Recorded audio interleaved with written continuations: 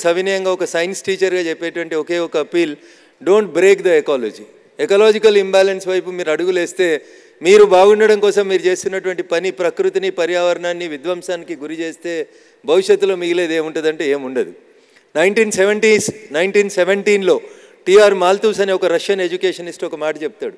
ఏం చెప్తాడంటే 2 into 2 4 అవుతా ఉన్నాం, 4 into 4 16 అవుతా ఉన్నాం, 16 into 16 326 అవుతా ఉంది. The ratio in which the population is increasing. ఈ పాపులేషన్కి ఈ జనాలకి అవసరమైనటువంటి పంచభూతాలైనటువంటి గాలి, నీరు, భూమి ఇట్లాంటివి పెరగవు.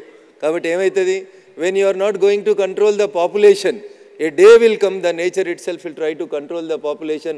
As a result, we have seen tsunamis, as a result, we have seen volcanoes, as a result, we have seen Uttarakhand, Kedarinath, Wayanad, and recently, both Telugu states are also facing undue advantage of the rains also. అందుకని నా విజ్ఞప్తి మీ అందరితోటి, మీరు ఎంత ఎత్తుకు ఎదిగినా ఏడికి పోయినా మీరు గుర్తుంచుకోవాల్సింది, మనం వచ్చింది ఎక్కడి నుంచి, పోవాల్సింది కూడా అక్కడికే. కాబట్టి నేను విజ్ఞప్తి చేసేది ఏంటంటే, కొండలు గుట్టల్ని చెరువుల్ని వీటిని లేఅవుట్లుగా మార్చకండి, ప్లాట్లుగా చేయకండి. ఎకలాజికల్ ఇంబ్యాలెన్స్ జరిగితే, ప్రకృతి విధ్వంసం వైపు మనల్ని నెట్టేస్తే చివరికి మనకు మిగిలేది ఏముండదు. కేదార్నాథ్లో నేను చూసినాను, చాలామంది భక్తులు శివునికి చాలా పూజలు చేస్తారు, శివుడు ఆజ్ఞ లేకపోతే చీమ కూడా గుట్టదు అని చెప్తారు. చాలా గొప్ప భక్తితోటి కేదార్నాథ్కి పోయినారు, ఉత్తరాఖండ్ పోయినారు. ఏమైంది, కొంచెం గట్టిగా వర్షాలు వస్తే చూస్తున్నాం కళ్ళ ముంగట ఇట్లాంటి బిల్డింగ్లన్నీ ఇట్లా కదిలిపోయినాయి. మరి శివుడు ఆజ్ఞ ఎందుకు ఇచ్చిండు? పెద్ద పెద్దోళ్ళు పోయినారు అక్కడికి, చాలామంది శివునికి పూజ చేసేటోళ్ళే పోయినారు అక్కడికి. కానీ ఎకలాజికల్ ఇంబ్యాలెన్స్ జరిగితే ఇది జరుగుతుంది. In the name of development మీరు డిస్ట్రక్షన్ చేస్తూ ఉన్నారు. డిస్ట్రక్షన్ చేయకండి.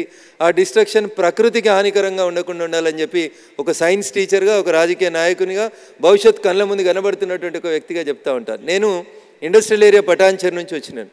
టీచర్గా పనిచేసేటప్పుడు చిన్నప్పుడు వందే మాతర గీతం పాడుతుంటే వినేటోళ్ళం, మేము కూడా పాడేటోళ్ళం. ఇప్పుడు కూడా ప్రోగ్రాంలకు ముందు ప్రోగ్రాం అయిపోయాక పాడుతూ ఉంటాం. వందే మాతర గీతంలో పాడిన 3 లైన్లు ఇప్పుడు హైదరాబాద్లో ఉన్న మన భాగ్యనగరం దీని పేరులో ఉన్నాయేమో ఒకసారి ఆలోచించుకోండి. సుజలాం సుఫలాం మలయజ శీతలాం అని చెప్తాం. సుజలం మర్చిపోండి, ఏడికి పోయినా బాటిల్ నీళ్ళు తప్పితే మంచినీళ్ళు దొరికేటువంటి పరిస్థితులు లేవు. చేదబావులు పోయినాయి. ఎందుకు పోయినాయి అనేది ఒకసారి ఆలోచించారు. హైదరాబాద్ చుట్టూ భాగ్యనగరం అని చెప్పి చాలామంది వచ్చి ఇండస్ట్రీస్ పెట్టినారు. ఏమైందో మీరంతా చూసినారు. సుజలం పోయింది. మేము చిన్నగా ఉన్నప్పుడు వాగులలో చెలిమేని ఇట్లా ఇసుకని పక్క జరిపి నీళ్ళు తాగి బతికేటోళ్ళం.